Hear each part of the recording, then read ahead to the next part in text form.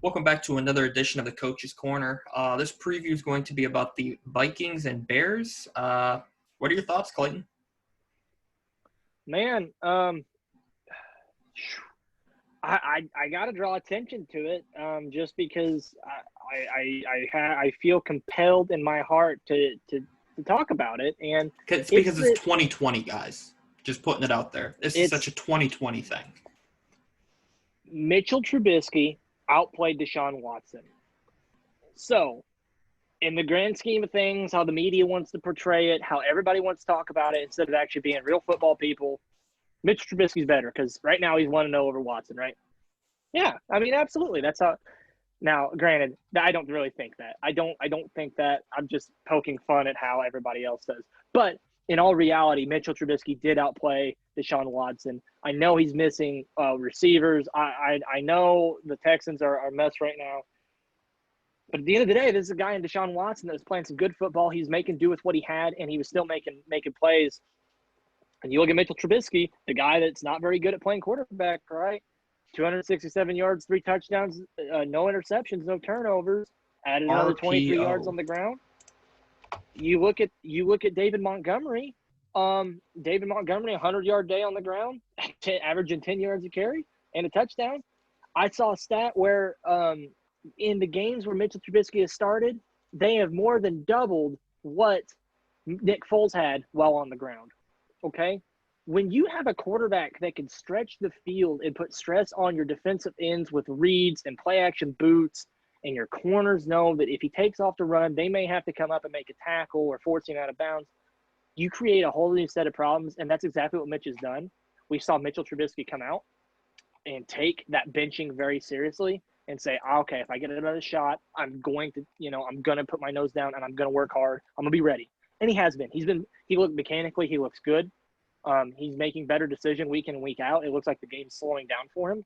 This looks closer to the team we saw go 12-4 a couple years ago, the Bears team, than what we saw last year from this Bears team.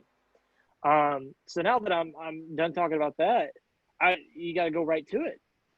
The success of the Bears for this game against the Vikings goes through Mitchell Trubisky. Okay, can he make the plays necessary to beat the Vikings defense that is playing better as of late? I mean, we saw how many weapons the Buccaneers have, and they gave Tom Brady. They didn't exactly let Tom Brady have a field day, right? So, I'm very interested to see Zimmer's not going to shut you down. He's going to slow you down. That's the whole thing. So, can Mitchell Trubisky recover from being uncomfortable? Because that's the whole thing. We're just going to rattle him as Zimmer's thing. They're going to get him off kilter. And I think you should honestly talk more about the Zimmer defense and what that's going to look like on Trubisky, because you're the Vikings fan. You're going to know better than anybody. You mean the Zimmer Hellfire defense? That's what I like to call it. But just a few other points. For one, this is, I guess you could say, a little on topic, mostly off topic. Did you know the leading receiver for the Texans against the Bears was Chad Henson? Yes. The same Chad Henson that went to Cal. I love that kid coming out of, or was it West Virginia? I'm pretty sure it was Cal or West Virginia. I don't remember which one, but I just remember it must have been Cal because it was a late night game. I just got done studying and I just wanted to watch the football, and of course, being on the West Coast, they play like really late. I'm like, watching the game, like, who is this kid? Because he was just like making plays all over the field. So I just thought it was kind of interesting that he was their leading receiver. But also, I have no idea who that their leading rusher was. Never heard of him before. But that's kind of that. Like, that, Deshaun Watson's playing with a bunch of people where you're like, who's that? I mean, I know Duke Johnson. He's bounced around. CJ Prosise, had some good years with the Seahawks. But outside of that, But so that's why I'm as a Vikings fan, I'm actually, I know I told you before we were recording that I'm like, as a Vikings fan, I'm kind of nervous about this because, we didn't talk about this point specifically, but I was thinking it too. Like, it feels like the 12-4 Bears. But Allen Robinson had a huge game. They're able to run the football. Trubisky spreading the ball out to Robinson, Montgomery, Kmet, Graham, Mooney, Miller. But on the defensive side of the ball, Roquan Smith has 2 sacks. Mario Edwards, 2 sacks. Then Brett Urban sack. Nichols sack. Max sack. So they were able to sack a fairly mobile Deshaun Watson a plethora of times. Akeem Hicks is healthy, and he's huge for stopping the run, which I think is going to be a key for the Vikings. And as we talked about, last week's game, I mean, Brady 15-23, 196, and 2 touchdowns. Really, the Scotty Miller touchdown was just the 48-yard touchdown. Great play design, perfectly thrown ball. You can't defend that.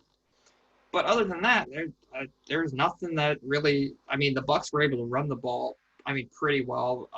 Taking out Vaughn and Brady's stats, you combine LaShawn McCoy and Ronald Jones, combined 22 carries for 112 yards and a touchdown. I mean, it's effective for sure. I'm sure the Bears would take that, but I guess what it's going to come down to is, can the Vikings run the ball to shorten the game? And that's a big if, because the Bears are, with a healthy Akeem Hicks, their goal is going to be to stop the run. But the thing I was actually looking for while you were talking is the injury report. So the big one for the Vikings is we're talking about the defense. Eric Kendricks is still did not participate. That's huge. We talked about that in the preview last week. I don't think the Bucs run the ball nearly as well if Eric Kendricks is in the lineup. He's the team's leading tackler. He's the quarterback of the defense. And we were talking about, Zimmer isn't going to completely shut you down. He's going to slow you down. Kendricks I think he might have 3 picks that were in the red zone. So that not only takes away touchdowns, that takes away points and gives you the ball back to your offense to go score. Right. And so huge not having him in. And then Kyle Rudolph, which, I like Irv Smith Jr. and Gronklin, but it's still, it would be huge to get him back. But for the Bears, Khalil Mack did not participate after full participation on Wednesday. I think it's probably precautionary. I think he'll play. I think that they're just there's no sense in having him practice Thursday. Buster Screen and Jalen Johnson, 2 of your starting corners, are out, along with one of your starting safeties and Deion Bush. That being said, I think that the Vikings, it would help kind of even the odds a little bit with having those players in the secondary out, because if you're able to establish that run, I think Justin Jefferson's going to have a big game, and Adam Thielen. So I think this game it's closer than what people think. I do think the Vikings are going to win it, and that's not just me being a Vikings fan, because I told you beforehand, I don't know about this, but then kind of diving deeper into both teams, I'm like, I think that the Vikings loss to the Buccaneers is better than, and this is going to sound crazy, so let me explain. I think that loss is better than a blowout loss to a Texans team that had a bunch of unknown names, because of the confidence factor. I think the Vikings are going to be more hungry. I think maybe the Bears going into this are like, well, the Vikings are in the downward spiral. We're, on the up and up. And I think right away, and the Vikings come out strong in pretty much every game. If they come out and they score right away, I think you'll see a different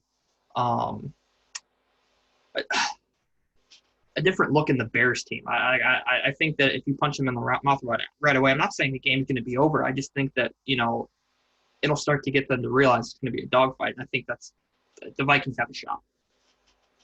Yeah. Last note on the Texans, I don't want to kick Deshaun Watson while he's down, having no weapons, having no coach, general manager, all that. But if you're going to be mentioned in the same breath as Aaron Rodgers, as Drew Brees, as Tom Brady, going over, to Russ and Mahomes, the guys that we call the elite quarterbacks of the game, those guys have pulled off wins with nobody around them. We've seen it with Russ early on in his career. We've seen it Rodgers without Devontae Adams several times. Let's not pretend like Drew Brees, slinging touchdowns with Lance Moore. and Marcus Colston, like they were just all pro Hall of Fame guys either. Hmm. You know, so I'm not taking shots. I'm just saying if you're going to be mentioned in the breath as them, same breath as them to be an elite quarterback in this game, then guess what? When you get beat, that is a credit to the team that beat you because you are elite. It's one or the other. You can't make exceptions. You can't say, oh, but you're either elite or you're not. If we're going to consider them elite, we're going to say that was a good win for the Bears. They thumped them 36-7, fair and square. Okay, boo-hoo, you lost some players. It's the NFL and it's football. It happens all the time. Get over it.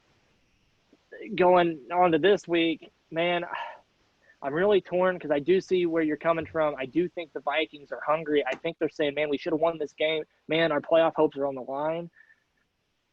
That Bears defense is very good. Eddie Jackson might be the best safety in the NFL. You could make a very, very strong argument. Mitchell Trubisky's playing good football. I think the only way the Vikings win, I'll lay out both scenarios, I think, for this game on my final word. I think the only way the Vikings come out and win is I think they come out like you said. I think they absolutely hammer Trubisky in the mouth. They get after him a couple times early. Maybe they cause a fumble or a pick. They rattle him. If you don't score, I know it's a long game. It's we always say it's a marathon, not a sprint. You got to wait till the final 10 minutes of the fourth quarter to really see what's going to happen. But if you don't score early on, maybe a touchdown, 10 points for the Vikings in the first quarter, and you let the Bears come out and they start rushing the ball, they start putting stress on your defense with the RPO, you let Mitchell Trubisky get a couple throws in, and let's say they score on their first possession, I don't think the game is going to go well for you. Because I think when Mitchell Trubisky plays within himself and he has confidence, there's a reason this guy was picked ahead of Mahomes and Watson. It's because he did have all the tools and he did have the makeup to be a potential franchise guy. There's a reason for that. So you give Trubisky confidence early on, he's just going to roll. So that's my key for the Bears. The Bears have to get Trubisky feeling comfortable. They have to get him in there and they have to get him locked in, and they have to get him in positions to beat the defense. Let's not put him in third and longs doing straight dropbacks from the gun, reading a tricky Zimmer defense. Let's get him ahead of the sticks. Let's put him in positions to make plays for us with his legs or his arm. And that's my key for both teams to win. For me, that was the first win the Bears had since in a month. And they lost to, granted, Green Bay's Green Bay. They're good. They lost to the Lions. Granted, this was after Patricia's fired. I think they're a better team without Patricia. I think it's fool's gold. I mean, I do think that Trubisky's playing better, and I think he'll have a good game. But I don't think it's I firmly believe the Vikings will win. But we'll see. I just think I think it's going to be a dogfight, but I think the Vikings have what it takes. I see it going both ways. I can see it right down the middle. I can see it going both ways. I can totally see the Vikings laying an egg because they do that more often than I would like them to, but they do. And it's 2020, so we'll just blame it on 2020. But let us know what you think. Leave a comment in the comment section. If you've got a question, we'll answer it at the next video. Don't forget to like, comment, subscribe, turn on notification bells, and check out more content from the East West Football Network. Link in the description box. Thank you.